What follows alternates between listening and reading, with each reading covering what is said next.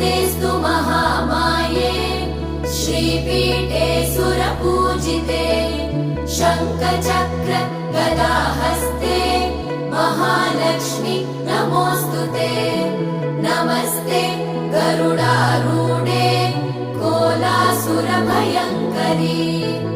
सर्वपाप हरे देवी महालक्ष्मी नमोऽस्तु ते महादेव्यै च विद्महे विष्णुपत्नी च धीमहि तन्नो लक्ष्मी प्रचोदयात्।